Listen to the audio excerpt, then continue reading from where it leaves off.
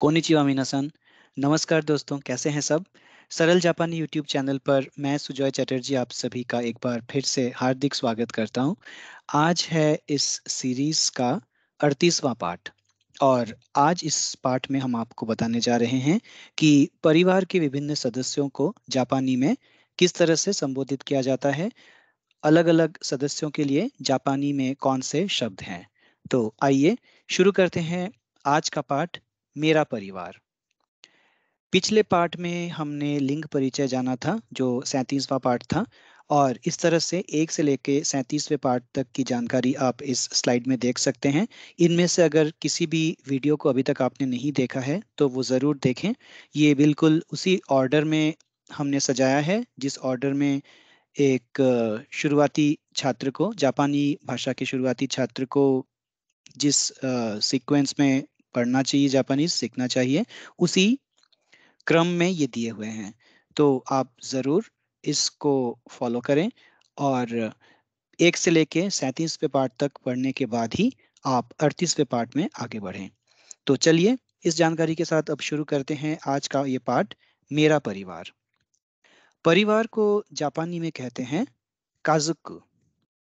काजुकु, परिवार या फैमिली, काजुकु। सबसे पहले दादा दादी नाना नानी यानी कि ग्रैंड पेरेंट्स के लिए यहाँ पे एक ज़रूरी बात यह है कि जापानी संस्कृति में दादा दादी और नाना नानी के लिए अलग अलग शब्द नहीं है। चाहे वो दादा दादी हो, चाहे वो दादा हो या नाना, दादी हो या नानी, दोनों के संदर्भ में एक ही शब्द का प्रयोग होगा। जैसे कि दादा या नाना, दादा और नाना दोनों के लिए ओजी सान, ओजी सान। और अगर अपना दादा हो यानी कि खुद का दादा, उन्हें कहेंगे सोफू, सोफू। तो सामान्य तौर पर ओजी-सान ये सम्मान के साथ कहा जाता है, इसलिए प्रैक्टिकल लाइफ में जो दूसरों के दादा या नाना को अगर संबोधित करना हुआ तो ओजी-सान का प्रयोग होगा। और अगर खुद के दादा या नाना को संबोधित करना हुआ तो सोफू कहते हैं। तो ओजी-सान और सोफू यानी दादा या नाना। इसी तरह से दादी और नानी के लिए ओबासान, ओबासान। और खुद की दादी या नानी के लिए सोबो, सोबो। तो एक बार फिर, दादा और नाना के लिए ओजी-सान और सोफु, और दादी या नानी के लिए ओबा-सान और सोबो। और ग्रैंड पेरेंट्स इन जनरल हम कहेंगे सोफुबो। तो देखिए, सोफु और सोबो दोनों को मिलाकर ही ये सोफुबो बना है। तो अगर ग्रैंड पेरेंट्स इन जनरल कहना हुआ तो सोफुबो। सोफुबो में दादा दादी नाना नानी ये चारों आ जाएंगे। आगे बढ़ते हैं माता पिता की ओर। पिता ओतोसान, ओतोसान। ये एक जेनेरिक शब्द है जो कहीं पे भी इसका प्रयोग किया जा सकता है। किसी के भी पिता के लिए इसका प्रयोग किया जा सकता है, खुद के या दूसरों के। और इसमें जैसे कि ओ भी लगा हुआ है और सान भी लगा हुआ है, यानी कि ये बहुत ही, ये ओ आपको पता ही है कि ऑनरिफिक प्रीफिक्स है। और सान भी रेस्पेक्ट के साथ इसे इसका इस्तेमाल किया जाता है रेस्पेक्ट देने हेतु। तो इस तरह से ओतोसान यानी पिता, और अपने पिता को प्यार से चिची भी कहा जा सकता है। तो चिची जो शब्द है ये दूसरों के पिता को संबोधित करने के लिए कभी नहीं किया जाएगा। ये केवल अपने पिता के लिए, खुद के पिता के लिए चिची का प्रयोग किया जाएगा। ओतोसान का प्रयोग सामान्य रूप से किया जा सकता है, चीची का प्रयोग केवल अपने पिता के लिए ही किया जाएगा। इस वजह से वाताशी नो चीची यानी कि मेरा पिता, मेरे पिता, तो वाताशी नो चीची का कोई अर्थ नहीं बनेगा, क्योंकि चीची का अर्थ ही है कि अपना पिता है, खुद का पिता है। तो वाताशी नो यानी कि मेरा, मेरा पिता या मेरे पिता नहीं होगा, क्योंकि चीची इटसेल्फ ही मेरे पिता की ओर इंगित कर रहा है। तो वाताशी नो चिची का कोई अर्थ नहीं। अगर चीची कहना हुआ तो केवल चीची ही कहेंगे, वाताशी नो चीची नहीं कहेंगे। लेकिन वाताशी नो ओतोसान कहा जा सकता है, क्योंकि ओतोसान जेनरिक है, ये किसी के भी पिता के लिए कहा जा सकता है। तो आनाता नो ओतोसान यानी कि आपके पिता, या फिर वाताशी नो ओतोसान यानी मेरे पिता।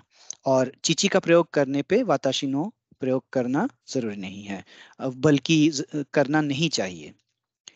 इसी तरह से माँ के लिए शब्द है ओकासान, ओकासान। और अपनी माँ के लिए हाहा, हाहा। ओकासान का प्रयोग सामान्य रूप से किया जा सकता है और हाहा का प्रयोग केवल अपनी माँ के लिए ही किया जाता है। और वही वजह है कि वाताशी नो हाहा का कोई अर्थ नहीं बनता। तो इस तरह से पिता के लिए ओतोसान और चिची, और माँ के लिए ओकासान और हाहा।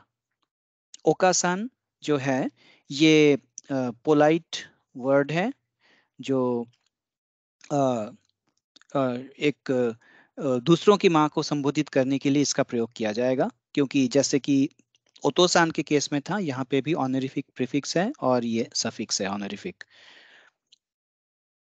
आगे बढ़ते हैं। पेरेंट्स यानी कि माता पिता दोनों को एक साथ संबोधित करने के लिए रेयोशिन शब्द का प्रयोग किया जा सकता है। रेयोशिन, रेयोशिन का प्रयोग माता और पिता दोनों के लिए या इनमें से किसी के लिए भी किया जा सकता है। अंग्रेजी में जिसे पेरेंट कहते हैं, हिंदी में इसका कोई वैसे अलग से शब्द तो नहीं है। अभिभावक अगर कहेंगे तो उसका अर्थ गार्जियन होता है, पेरेंट तो नहीं। तो पेरेंट्स के लिए हिंदी में माता पिता ही कहेंगे इकट्ठे। तो माता पिता दोनों को मिलाकर रेओशिन। Uncle and aunt. अब देखिए, हिंदी में भारतीय संस्कृति में तो अलग अलग रिश्तों के अलग अलग नाम हैं, जैसे ताऊ ताई या ताया जी, चाचा चाची, मामा मामी, बुआ फूफा। इस तरह से अलग अलग नाम हैं। लेकिन जिस तरह से अंग्रेजी में केवल अंकल एंड आंट है, उसी तरह से जापानी में भी दो ही शब्द हैं, अंकल के लिए ओजिसान और आंट के लिए ओबासान। चाहे वो किसी भी तरह के रिलेशन में हो, चाचा चाची हो, मामा मामी हो, ताऊ ताई हो, या कोई और हो संबंध में, तो ओजीसान और ओबासान का ही प्रयोग किया जाएगा। और जैसे कि यहाँ पे लिखा हुआ है, चाहे आपके छोटे चाचा हो या आपके पिता के बड़े भाई हो, दोनों के केस में ही ओजीसान होगा। हमारे यहाँ ताऊ और चाचा होते हैं, लेकिन यहाँ पे ओजीसान ही होंगे किसी भी उम्र के अंकल के लिए। और इस तरह से आंट के लिए भी ओबासान। इसमें गौर कीजिए, दादा और नाना के लिए शब्द था ओजीसान, और अंकल के लिए शब्द है ओजीसान। तो इसमें फर्क देखिए, इसमें बस एक ई की मात्रा अधिक है, यहाँ पे ई की मात्रा एक कम है। तो ओजीसान यानी कि दादा नाना, और ओजीसान यानी कि चाचा या ताऊ या मामा। इसी तरह से ओबासान दादी या नानी के लिए। तो ओबासान यहाँ पे आंट के लिए, माफ कीजिए यहाँ पे अंकल लिखा हुआ है, ये आंट के लिए होगा। तो ओबासान और ओबासान, ओजीसान और ओजीसान। पति पत्नी, इस चित्र को देख के आप मुस्कुरा रहे होंगे। जी हाँ, ऐसा ही होता है पति पत्नी का रिश्ता, लेकिन आपस में प्यार भी होता है। तो पति को क्या कहते हैं जापानी में? ओत्तो। ये एक बहुत ही जेनेरिक टर्म है और इसका प्रयोग आमतौर पे आप कहीं पे भी कर सकते हैं। अपने पति के लिए भी किया जा सकता है, दूसरों के पति के लिए भी, और ये सबसे जो प्रचलित शब्द है पति के लिए वो है ओत्तो। और अपने पति के लिए, खुद के पति के लिए कुछ शब्द हैं जिनका प्रयोग किया जा सकता है, जिनमें एक है शुजिन। शुजिन यानी अपना पति। वैसे ही दान्ना एक शब्द है जो केवल दूसरों के पति के लिए इसका प्रयोग किया जा सकता है, खुद के पति के लिए दान्ना का प्रयोग नहीं होगा। ओतो किसी के पति के लिए भी किया जा सकता है, शुजिन केवल अपने पति के लिए, और दान्ना केवल गैरों के पति के लिए। और एक और शब्द है उचिनो हितो। आप इस पे गौर कीजिए, उचिनो हितो हमने पढ़ा था ओतोनो को हितो यानी कि मर्द, ओतोनो को हितो, ओतोनो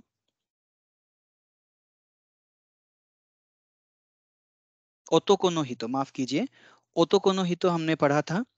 ओतोको यानी कि पुरुष, और हितो यानी कि व्यक्ति। तो पुरुष व्यक्ति यानी मर्द, ओतोको नो हितो। इसी तरह से उची नो हितो का अर्थ है मेरा मर्द। उची यानी कि मेरा, मैं, नो यानी उची नो यानी मेरा, और हितो मतलब आदमी, यानी कि मेरा आदमी, मेरा मर्द, यानी कि मेरा पति। तो उचिनो हितो शब्द का भी, इस फ्रेज का भी कई बार प्रयोग होता है अपने खुद के पति को संबोधित करने के लिए। मेरा मर्द उचिनो हितो। इसी तरह से पत्नी के लिए ओकुसान प्रचलित शब्द है। ओकुसान जो सामान्य रूप से कहीं पे भी इसका प्रयोग किया जा सकता है, और किसी के भी पत्नी के लिए, खुद के भी पत्नी के लिए। अपनी पत्नी के लिए जो एक्सक्लूसिव वर्ड है वो है त्सुमा। त्सुमा का प्रयोग अपनी पत्नी के लिए ही केवल होगा। और इसी तरह से कानाई भी एक शब्द है जो अपनी पत्नी के लिए होता है, लेकिन ये अधिक पोलाइट फॉर्म है। तो इसलिए अ, जो सबसे प्रचलित शब्द है अपनी पत्नी को संबोधित करने के लिए वो है त्सुमा। तो त्सुमा के साथ उसी तरह से वाताशी नो नहीं लगेगा। वाताशी नो त्सुमा का कोई अर्थ नहीं है। उसी तरह से वाताशी नो कानाई का भी कोई अर्थ नहीं है, क्योंकि त्सुमा और कानाई का अर्थ ही है कि ये खुद की पत्नी है। वाताशी नो नहीं लगेगा। लेकिन ओकुसान का अगर हम प्रयोग कहीं पे कर रहे हैं तो उसमें वाताशी नो ओकुसान जरूर लगेगा, अगर खुद की पत्नी को संबोधित करना हुआ, या फिर अनाता नो ओकुसान, आपकी पत्नी। और जेनरिक रूप से जीवन साथी, जीवन संगी, जीवन संगिनी, यानी कि स्पाउस को संबोधित करने के लिए जो जापानी शब्द है वो है हाइगुशा। हाइगुशा, स्पाउस। अब हम आते हैं नेक्स्ट जनरेशन, अगली पीढ़ी पर, यानी कि पुत्र और पुत्री। अपने पुत्र को हम कहेंगे जापानी में मुसुको, मुसुको।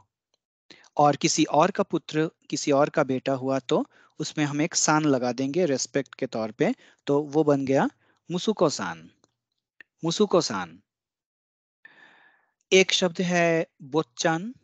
बोच्चान शब्द का प्रयोग उन बच्चों के लिए किया जाता है जो अमीर खानदान के लड़के हैं, जो अच्छे घर के, जिस तरह से हम कहते हैं, तो ये जो जो रिच फैमिलीज के बच्चे हैं उन्हें बोच्चान कहा जाता है जापानी में। और शिसोकु एक शब्द है, शिसोकु। शिसोकु का अर्थ है, ये भी अर्थ पुत्र ही है, लेकिन जैसे प्रशस्ति पत्रों या बधाई पत्रों में जब हम नाम लिखते हैं, यानी कि सर्टिफिकेट्स में जैसे नाम लिखा होता है, जैसे कि mister X Y Z, son of mister A B C, तो ये जो सन ऑफ लिखा होता है सर्टिफिकेट्स के ऊपर, तो उस संदर्भ में जो जापानी शब्द का प्रयोग किया जाता है वो शिसोकु लिखा जाता है, ना कि मुसुको या बोच्चान या कुछ और। शिसोकु का प्रयोग वहां पे किया जाएगा, यानी कि son of, son of someone, शिसुकु। और फिर से वही ओतोकोनो को हमने पढ़ा था। ओतोकोनो हितो यानी कि मेल पर्सन, पुरुष व्यक्ति। ओतोकोनो हितो पुरुष व्यक्ति। और ओतोकोनो को यानी कि पुरुष बच्चा, यानी कि लड़का। ओतोको का अर्थ है पुरुष, नो पार्टिकल है रिलेशन बताने के लिए, और को यानी कि बच्चा, यानी कि पुरुष बच्चा, इसका अर्थ है कि लड़का। और ये किसी और के लड़के को संबोधित करने के लिए इसका, इस फ्रेज का प्रयोग किया जाएगा, अपने बच्चे के लिए नहीं। और ये देखिए कांजी है, ये कांजी आप भलीभांति जानते हैं। ओतोको की कांजी है, ये पुरुष की कांजी है, ये नो है। और ये बच्चे की कांजी है, को की कांजी। को यानी कि बच्चा। तो कांजी के पार्ट में हम पढ़ेंगे कि इसका उत्स कैसे हुआ। फिलहाल बस इतना समझ लें, इतना जान लें, ओतोको नो हितो यानी कि लड़का। पुत्री के लिए है शब्द मुसुमे। तो पुत्र के लिए हो गया मुसुको, पुत्री के लिए मुसुमे, और किसी और की पुत्री के लिए मुसुमे सान। बिल्कुल वही नियम लागू होगा जो लड़के के लिए था, पुत्र के लिए था। मुसुको सान, मुसुमे सान। और एक अन्य शब्द है ओजो सान। ये भी किसी और की पुत्री को संबोधित करने के लिए ओजो सान का प्रयोग किया जाएगा। और ओतोकोनोको की तरह ओन्नानोको यानी कि फीमेल चाइल्ड, यानी कि लड़की। ओतोकोन्ना, ओन्नानोको, माफ कीजिए, ओन्नानोको। ओतोकोनोको, ओन्नानोको। अब भाई बहन पर आते हैं। भाई, बड़ा भाई जापानी में कहा जाएगा ओनीसान। ओनीसान, और या फिर कभी प्यार से सान की बदले चान का भी प्रयोग हो सकता है, तो ओनीसान या ओनीचान। और अगर खुद का भाई हुआ तो आनी, ये इनफॉर्मल है, आनी भी कह सकते हैं प्यार से। और दूसरों के अगर बड़े भाई हुए तो निश्चित रूप से ओनीसान का ही प्रयोग किया जाएगा। तो ओनीसान और आनी यानी बड़ा भाई। छोटा भाई, ओतोतोसान। ओतोतोसान छोटा भाई, ये जेनेरिक वर्ड है। और अगर अपना छोटा भाई है तो ओतोतो भी कह सकते हैं, उसमें सान लगाने की जरूरत नहीं है। ओतोतो। और सामान्य रूप से यानी कि जेनरिक सेंस में अगर भाई या फिर बहुवचन में, यानी कि जैसे हम सिबलिंग ब्रदर्स कहते हैं या ब्रदर्स, उसके लिए जो जापानी शब्द है वो है क्योदाई। तो इसमें ना छोटा ना बड़ा, ना अपना ना किसी और का, ये बिल्कुल ही जेनरिक वर्ड है। जनरल टर्म्स में भाई और भाइयों के लिए क्योदाई शब्द का प्रयोग किया जाता है। क्योदाई। बहन के लिए, बड़ी बहन के लिए ओनेसान। बड़े भाई के लिए था ओनीसान, बड़ी बहन के लिए ओनेसान। और बड़े भाई के लिए, अपने बड़े भाई के लिए शब्द था आनी, तो अपनी बड़ी बहन के लिए शब्द है आने। ओनी, ओनेसान और आने। उसी तरह से छोटी बहन के लिए इमोतोसान। इमोतोतो, इमोतोसान, इमोतोसान। उसमें था ओतोतोसान छोटे भाई के लिए, यहाँ छोटी बहन के लिए इमोतोसान। और अपनी छोटी बहन के लिए सान लगाने की जरूरत नहीं है, इमोतो, इमोतो। और जिस तरह से जेनरिक सेंस में भाई को क्योदाई कहते हैं, उसी तरह से बहन के लिए या बहनों के लिए, जैसे कि बहुवचन में अगर हमें सिबलिंग सिस्टर्स या सिस्टर्स डिनोट करना हुआ तो उसे हम कहेंगे शिमाई। शिमाई, क्योदाई और शिमाई। पोता पोती, नवासा नवासी, यानी कि grand children, grand son, grand daughter. तो ये बड़ा सिंपल है। जैसे कि सन के लिए था मुसुको, तो ये हो जाएगा मागो मुसुको, यानी कि ग्रैंड सन। नाती, अ, और पोता। और ग्रैंड डॉटर यानी कि पोती, नवासी या नातिन, इसके लिए मागो मुसुमे। तो मुसुको, मागो मुसुको, मुसुमे, मागो मुसुमे। तो दोस्तों, ये थे रिश्ते, परिवार के विभिन्न सदस्यों को जापानी में क्या कहते हैं। ये एक समरी स्लाइड है जिसमें हमने सारे शब्दों को एक जगह पे इकट्ठा किया है, ताकि अगर आप चाहें तो इसका स्नैपशॉट लेके इससे आप रिवाइज कर सकते हैं, प्रैक्टिस कर सकते हैं। और इस बात का ध्यान रखें कि इनके अलावा भी इन रिश्तों के लिए, इन रिलेशंस के लिए और भी बहुत सारे शब्द हैं। जैसे कि हिंदी में भी है, संस्कृत में है, हिंदी में है और अन्य भाषाओं में भी है। लेकिन सब शब्द हम एक साथ देना नहीं चाहते आपको, क्योंकि ये बिगिनर्स कोर्स है। अगर सारे शब्द इकट्ठे हम देंगे तो कंफ्यूज होने की संभावना है। तो फिलहाल जो सबसे महत्वपूर्ण शब्द थे वही हमने बताए हैं आपको। तो इनका आप प्रैक्टिस ज़रूर करें और इन्हें याद करें।